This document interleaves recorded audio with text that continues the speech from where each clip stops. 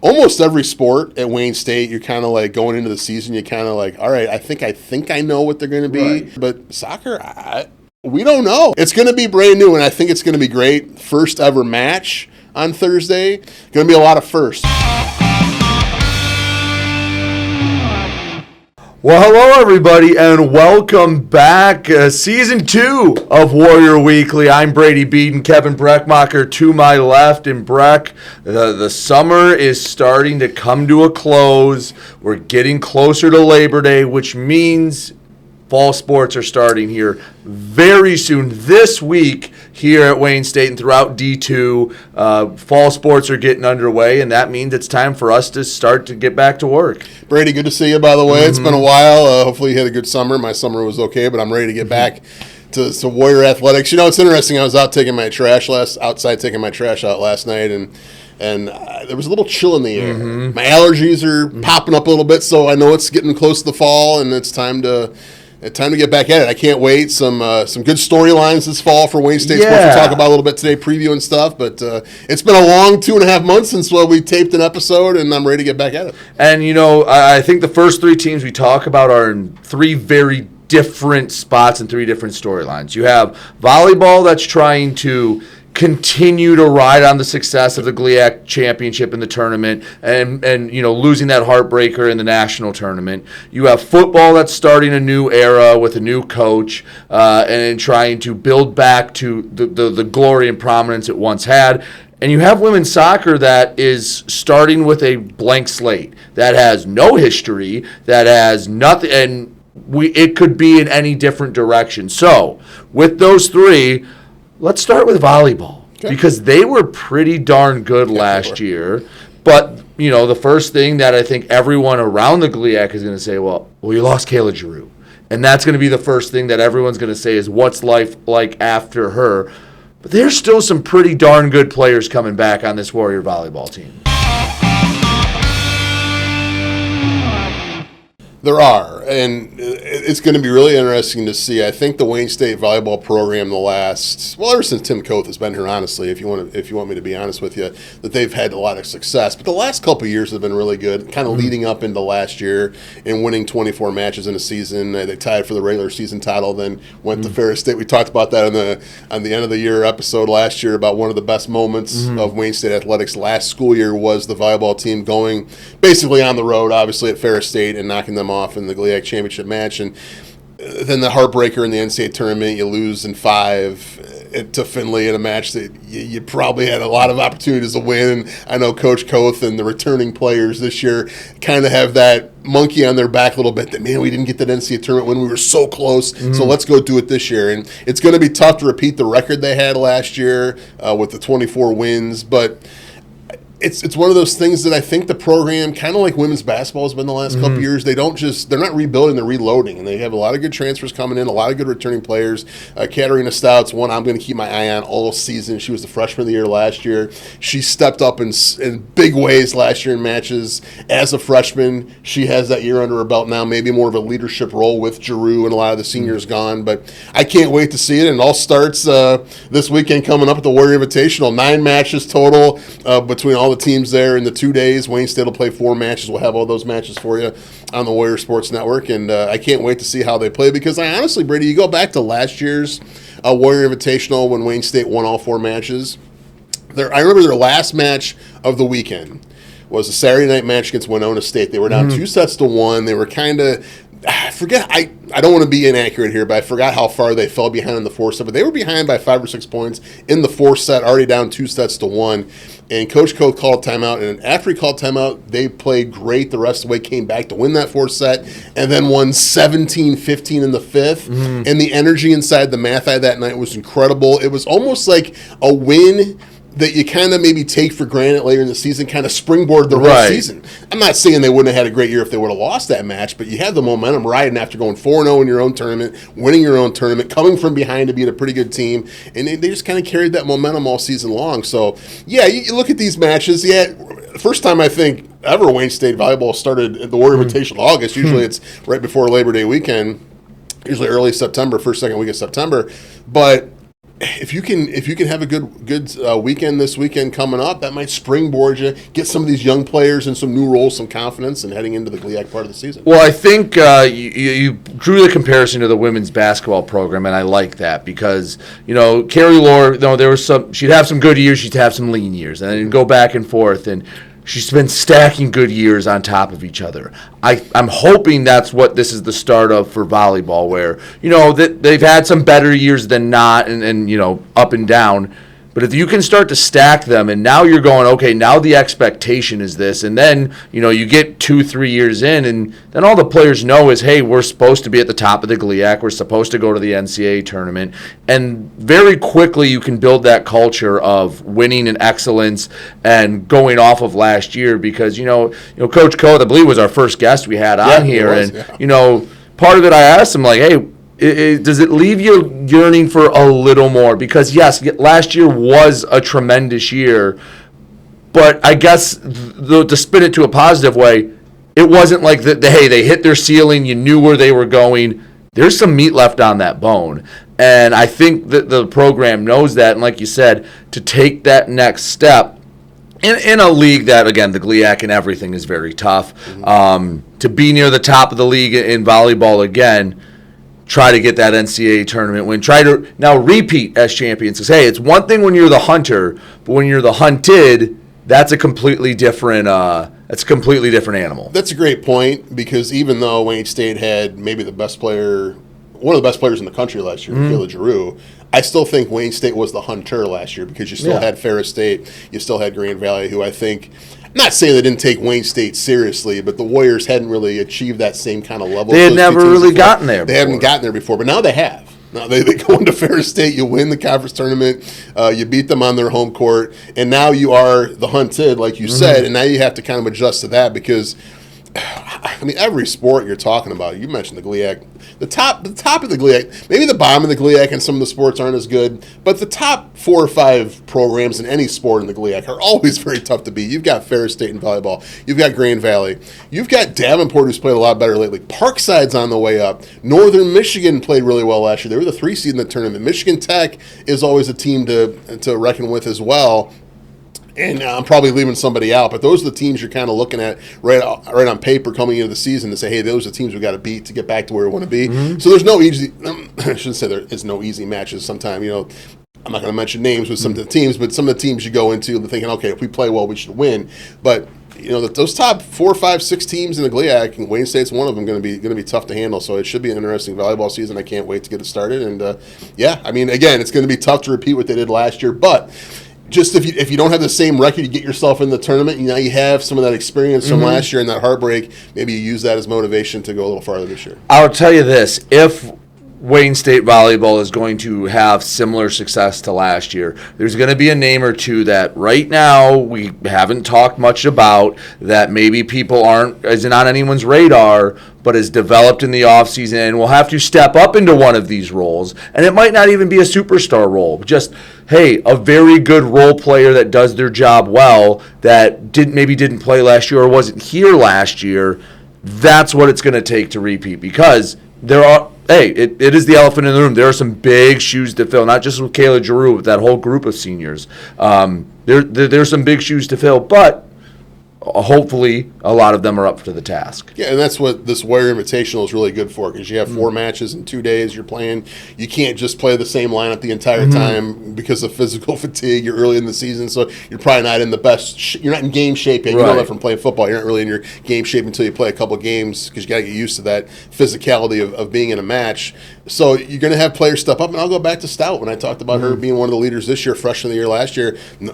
People knew who she was, but she was a true freshman. She comes in there and has a great Warrior Invitational and kind of announces herself as like, hey, I'm going to be somebody you're going to have to hit around, because I'm going to be blocking at the net. Her blocking was outstanding last year in the Warrior Invite. It was one of the reasons they came back to beat Winona State in that last match to win the tournament. And you're right. Somebody's going to step up, and Coach Koth is going to kind of figure out what combinations are going to work. You would love to win, obviously, every time you're out there. But I think more importantly for this year, with all the players they have to replace, find the combinations that are going to work heading into the league season, so you're clicking at all cylinders, and you know what combination is going to work at certain points in the match when you get to play the GLIAC matches.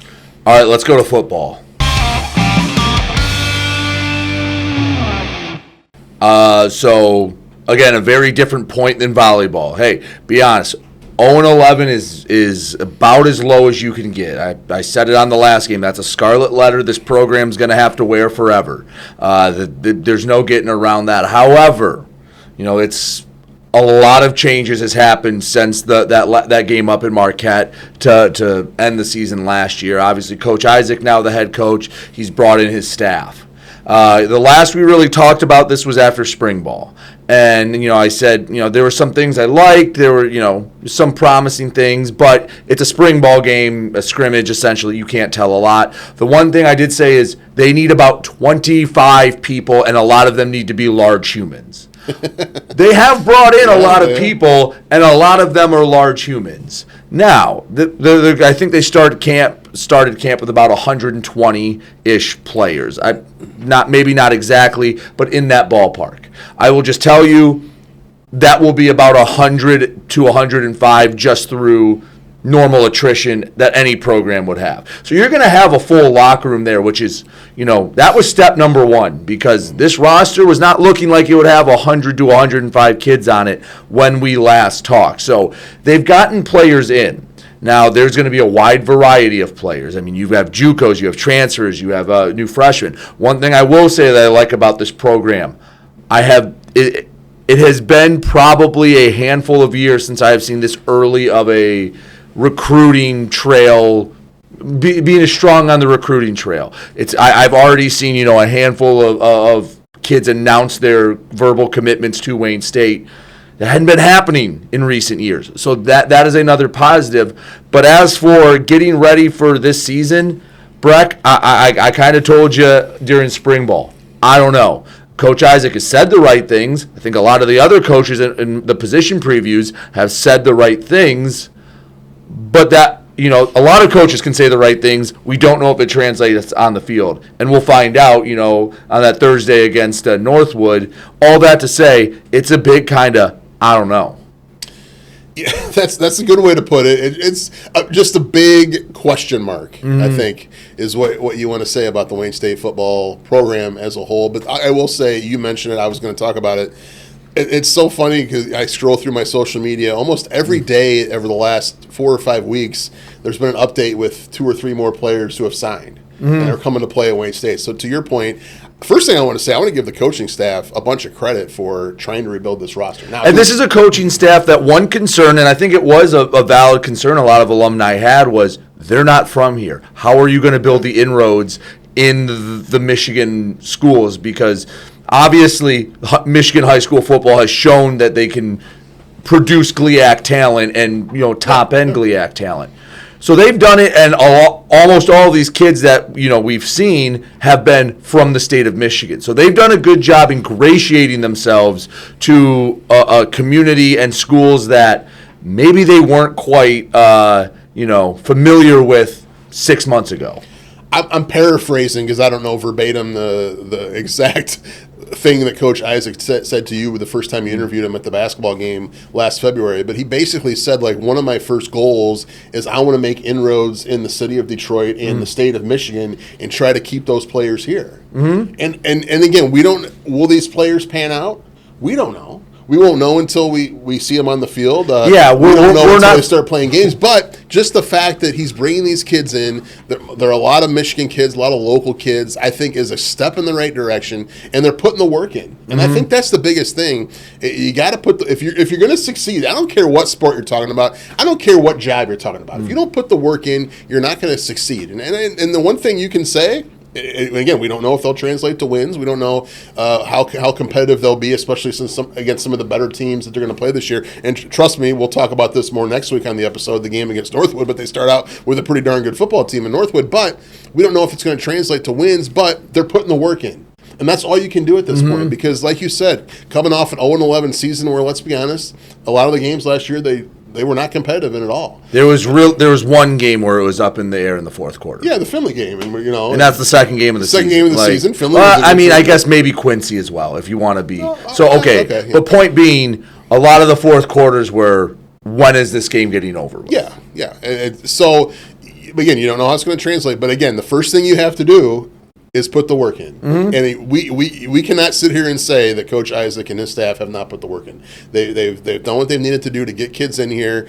And I'll tell you what, I've driven by going to the Tiger baseball games a couple times in the last couple weeks, driving by this morning, coming to tape this podcast. They're out practicing. They're out working hard, working at night, working in the morning. So they're getting ready for the season, and I can't wait for next week's game against Northwood just to see how it translates on the field. Again, I don't think you can make a complete judgment on this coaching staff or this team off of one game next week. But it's going to be just interesting to see how they gel together, again, come together as a team and continue to get better as the season goes on. You've got some opportunities. Again, we'll talk about this more next week. Opportunities early against some teams that maybe you can be competitive against. And then, of course, once you get into league play, you want to be competitive in all those games. But you want to start playing good football when you get to October. Well, we can kind of dabble a little bit into the schedule because I think, there's games, you kind of break it down, right? And nowadays, the turnover and the volatility but from year to year is so great that, we'll use Coach Winters as an example when he got here. It took him his third year, he had a nice year. Then his fourth year was down a little. But you saw the very linear progression of him getting it to where it was around the turn of the 2010s, and getting to that national championship team. But nowadays, teams can rise and fall really quickly. Like, let's look at Saginaw Valley. They had a heck of a quarterback there last year. And even 10 years ago, you're going, oh my God, how long do we have to deal with this guy? All right, well, now Mason McKenzie's at Boston College, and we don't have to worry about him. Yeah. And they're going through a coaching staff change. And there's a lot of different things. Like, teams can, might not have that same, they were good last year, so they're going to be good this year. So there's opportunities. Breck, when I look at it, I think, 4 games that I think you can really start to judge it on. The Quincy game on the road, I think, is one you can judge it on. Listen, I'll just put this out there. It's been tough losing to La Crosse twice in the last 4 years. Yeah, they're a good D3 program, but they're still a D3 program. That is something that shouldn't happen. And personally, we got heckled walking in there last year. Did. We were going to practice. We did. Us two and Jeff Weiss were walking in. We got heckled by their tailgate. Yeah. So let's get them back. And by the way, their coach, they're going through a coaching change. Yeah. Their coach is up at Northern Michigan. Northern Michigan is a game, listen, it should never be like that. A program that was going through what they should, that was one of the toughest games I've ever had to do. You have those 3, and then I'm missing the other one I always talk about. Yeah, the Roosevelt game, which, again, Roosevelt was struggling, and they took it to Wayne State last year. Those are 4 games that, if you want to say right away market improvement, you go 3-1 in those, you go 4-0 in those games. Automatically, it's a successsive season from my perspective, right? Yeah, and you've got 3 of those 4 at home. Too. Yes, the only one on the road is Quincy. That's a long trip. You'll find that out. I've gone there in September. You've been there before. I have as well for basketball. But yeah, but again, you don't want to shortchange the chances in other games as well. No, and before you look at it right off. Yeah, the bat, okay, these are the games we can make some. Now you have the Saginaw Valleys, the Davenports, even the Northwoods. Listen, I might get on my GLIAC soapbox a little bit, but. Northwood made the playoffs, and it was great for them. I love my Northwood friends. Shout out Jake Riepma. I like them. Shout out Matt Bellinger, right? Assistant basketball coach there. But you got invited to the dance, and then you got wedgied and thrown in a locker by Ferris State. So basically, there's a difference between making the playoffs out of the GLIAC and making the playoffs out of the Junior. Correct. I'm not. Yes. I'm not trying to imply. No, that is what I'm saying is, the road's a little tougher through the GLIAC. Yeah. And yes, Northwood's a playoff team, but like you said, it's different than when Davenport was a playoff team. If Tech or Saginaw Valley are playoff teams. It doesn't carry. It carries a little more cachet coming from that. Not to say Northwood's been a heck of a program. The turnaround they had a heck of a hire a few years ago, and Northwood was a program that a lot of teams went, hey, that's a game we need to win, yep. And now they're in the playoffs. So I'm not discounting that at all. It's been an incredible, story there, but. I'm not going to go into that game going, oh my God, there's, we need every bounce right here. Now, Northwood could come in and take care of business, but it's not going to give the same aura as maybe a Grand Valley or a Ferris or even a team like Michigan Tech this year who's going to be pretty darn good. They picked third in the preseason poll, yeah. Davenport is starting to stack good seasons on top of each other. But that's another game that's a measuring stick with them. And with Coach Isaac, the new offense, throwing everything around. Listen, the one thing I like, though, he has an identity, and he's going to stick to it, and he has the plan, right?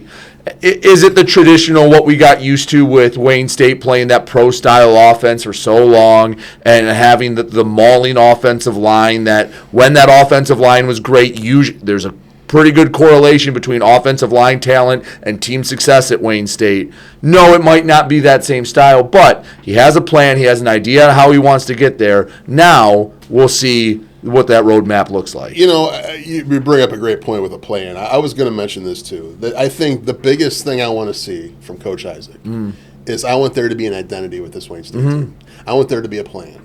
Because watching Wayne State football the last couple of years, you didn't know really what they wanted to be. Did they want to be a team that gambles a lot and goes for it on fourth down? Right. Or are they going to be a team that punts on 4th and 6 inches? Right. Are they going to be a team that when they have the ball at the 2-yard line, 4th and goal, are they going to go for a touchdown? Or are they going to kick a field goal? Because it changed from game to game. It changed from possession to possession. There was never, I think that was part of the problem. There was never an identity with this team. Like, what are we going to be? What are we going to be? So I don't really care what Wayne State wants to be. Let's just stick with that and be that.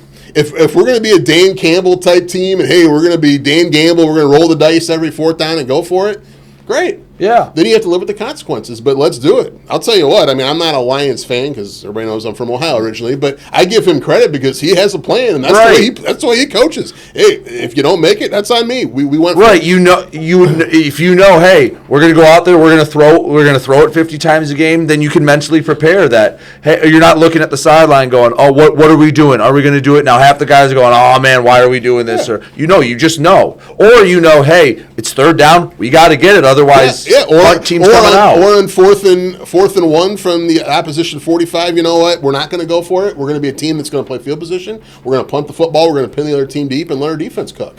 Pick a lane. And that was my biggest problem last year and the last few years with Wayne State football was it just from game to game and even in game, there was never consistency with what we wanted to be, whether it was we wanted to throw the ball out, we wanted to run the ball out, we were going for it on fourth down, or we were kicking field goals, we were punting, or what were we doing? There was just never a consistency with that. So that's the one thing I want to see. And I have faith in this coaching staff that again, from everything you've said and from my interactions with Coach Isaac, that they want to play a certain way and they're going to play that way. Yeah. And if it doesn't work, it doesn't work, but at least there's going to be an identity with this Wayne State football team, and I think that's a step in the right direction. Yeah, and the one thing I liked is when I talked to all the coaches, you heard a lot of the same things, and that's what you get from successful programs, right? Whether you talk to the head coach, the newest GA, the senior captain, or the freshman that's been here for 3 weeks, if they're all parroting the same message, then that tells me everyone's pulling in the same direction, or at least understands the direction you're going, and that is, I think, been a positive. However, like I'll say, give Coach Isaac the chance to show what it's going to be like on the field. And, like you said, Northwood is not a referendum game in game one. There's going to be some good, there's going to be some bad, but let's see what it is on the field. Because again, you go out there, there's been coaches that have everything right, and then the lights come on and they shrivel. There have been coaches that, are a little rough around the edges. Everyone thought Kirk Signetti was on something when he showed up at Indiana, and now, but you know what? He wins. Yeah. So you win, you can say whatever you want when you win. Yeah, sure. So all that to be said, give him a chance. They're trying to do it the right way. Still don't know as of right now if he can coach in a game. I sure as heck hope he can, and I'm going to be up in that booth rooting like hell that they're going to, get Wayne State back to where it can be, because that's the one last thing I'll leave it on is, this is a program that has had a Harlan Hill winner, has put players into the NFL, has played for a national title in recent history, has, gone toe-to-toe with Grand Valley and Ferris, and can be a premier program. So yes, there's a long way to get there, but for the long-term expectations are anything less than this needs to be a program that year in and year out has a shot at the playoff, then we need to get, then you need to realign yourself, because that is the ceiling of this program, and I will not let anyone tell me any differently. Well, I'm invested in this because this is my 12th year at Wayne State broadcasting sports. You're obviously invested in this because the last time you walked off the football field, you were carrying those shoes at Grand Valley. So and that you guys were playing just as well as anybody in the entire country. Still a shame you didn't get in the playoffs that year because I think you could have gone a long way. But you know firsthand that this is a program that can win. And, they've had success these last 10, 15 years. Yeah, it's been rough since COVID, but hey, it's time to turn it around. And I think everything Coach Isaac is doing is working in the right direction to making that happen. Will it happen this year? We don't know. We'll get more of the nuts and bolts of the game against Northwood next week on the broadcast and what we expect and how you beat them and all that stuff. But, again, is it going to happen week one? We don't know. It'd be pretty darn cool if they show up with a win. Will it happen by week 7? We don't know. Will it happen by the end of the year? We don't know. But again, we keep talking about and stressing that you have to be patient with the new coaching staff. They're doing everything the right way. They're getting kids in here that want to play for Wayne State, and we'll see what happens. And this is a proud program. You know that. For a fact, you were on the field, like I said, walking off with the shoes at Grand Valley. The only time we beat them since 1984 was your senior year.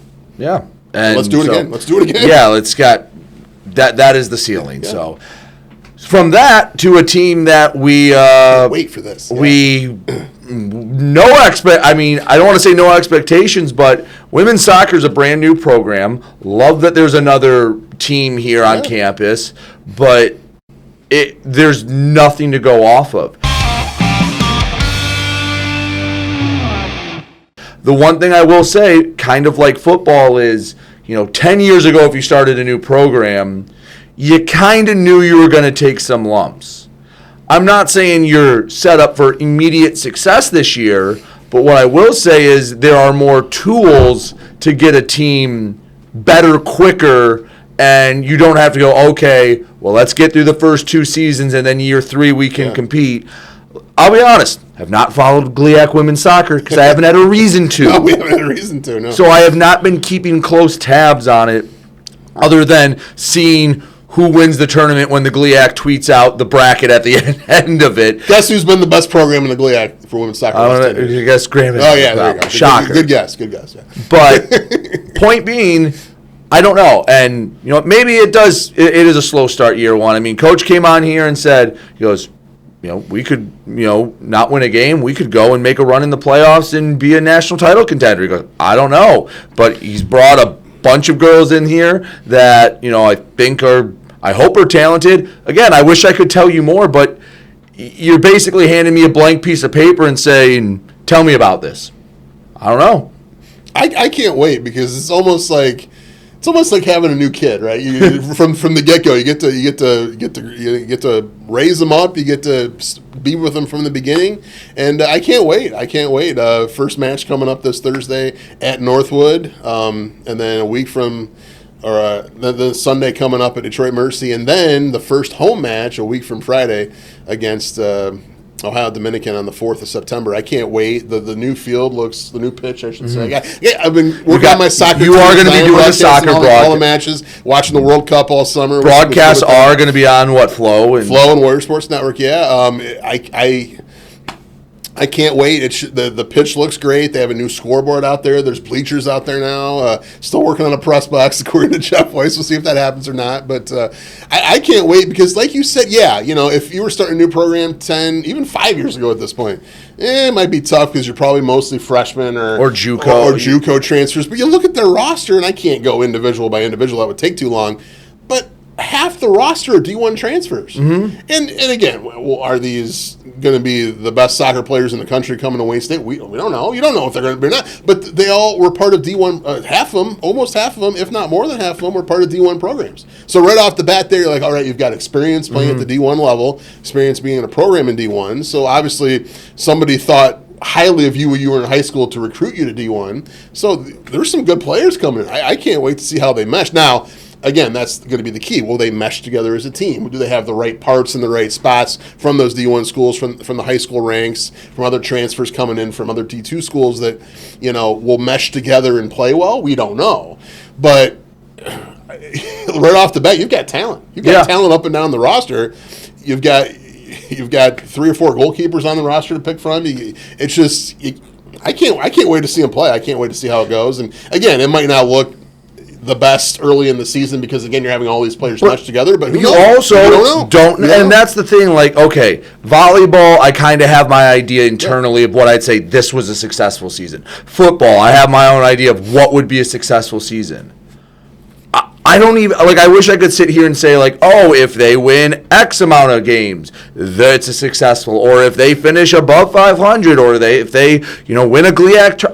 I don't know what the proper expectation is. We're all going to learn together with this soccer team, but I know it's cool that we have another team on campus. It's been a while since Wayne State had added another program, but, we'll see, and it's just part of the continual growth of this athletic department. Yeah, it just continues to expand. A lot of we mentioned the soccer pitch being finished and the scoreboard up out there. They're redoing the swimming pool inside the Mathi. They're redoing a lot of facilities around campus, but soccer being the big one. But yeah, it's going to be so fun to see because I think you bring up a great point. Almost every sport at Wayne State, you're kind of like going into the season, you're kind of like, all right, I think I know what they're going to be. Right. I mean, we're obviously not going to talk about basketball yet because that's still a few months off, but I kind of know kind of what to expect at least with both basketball teams, what to expect from the baseball team in the spring, softball team, football team, like you said, volleyball team for sure, but soccer, we don't know. I mean, I hate to say that on a podcast. Like, we don't know how it's going to go because I don't think the coaching staff per se knows exactly what to expect until they actually go out there and start playing some matches. But it's going to be brand new, and I think it's going to be great. First ever match on Thursday. First ever home match a week from Friday. First ever league match coming up in a couple weeks, and going to be a lot of firsts, so a lot of milestones, and we'll see how they play. And I can't wait to call it because it's going to be fun. Doing soccer by yourself is always a good time, Brady. Yeah, I'll tell you that right now. It's always a good time. Got to find some things to talk about. Not a lot of goals scored usually, but I can't wait. It should be a lot. At least you'll have at least you have 2 games of something to draw off of the first one. For sure, yeah. So, we'll figure that out. But, the other fall sports, golf, it's kind of their exhibition season. Mm-hmm. So everything ramps up for the spring. Cross country getting started in the fall as well. But, yeah, those are the big ones that we're going to dive into, and like you said, next time we talk, we're going to have a pretty good sample size for volleyball. We're going to at least see what soccer looks like. Soccer, yeah. We're going to dive into the nuts and bolts of Northwood and what that's going to be like, because that's see how the Coach Isaac era starts. Hey, we'll be up in the booth that first night calling it. Sean has other obligations that night, so it's going to be you and me on the Thursday night for the Thursday night football against Northwood. Can't wait. And what a week! What a 7-day stretch. You got the Warrior the first ever soccer match coming up on Thursday. Or I should say 8-day stretch. First ever soccer match Thursday. You have the Warrior Invitational here at home Friday, Saturday. So come on out and support the Warriors Friday and Saturday. I think the first match Friday is like 2 or 3 in the afternoon. Then they play at 7 o'clock both Friday night and Saturday. I think first match Saturday is at 1 and then 7 o'clock. So you have the Warrior Invitational all weekend. Then the women's soccer team at Detroit Mercy. Short commute for the Wayne State community there on Sunday. And then the next week we've got football Thursday night. And then soccer on Friday, first home match in school history. So what an 8-day stretch. Pretty good athletics. Pretty good start for the school year. Yeah, can't wait. Can't wait to be back in the studio. Yeah, we're going to be back here with you, Brady. Back here every week. It might move around. The release date might move around a little bit, especially in the winter because of the GLIAC. We're not going to get into that. But anyway, it's good to be back. Can't wait to have some actual games and action to talk about. And like you said, that week plus stretch is going to be a lot of fun. A lot of fun. Can't wait. Go Warriors, like we always say, and we'll bring all the action to you, whether it's on the podcast or whether it's on the Warrior Sports Network. We'll have it for you, and we'll cover it from first kick. I guess I should say first kick next Thursday to the last pitch thrown in the spring. All right, for Breck, it's excited. Season 2 of Warrior Weekly is here. For Kevin Brechmacher, I'm Brady Beedon. We'll talk to you next week.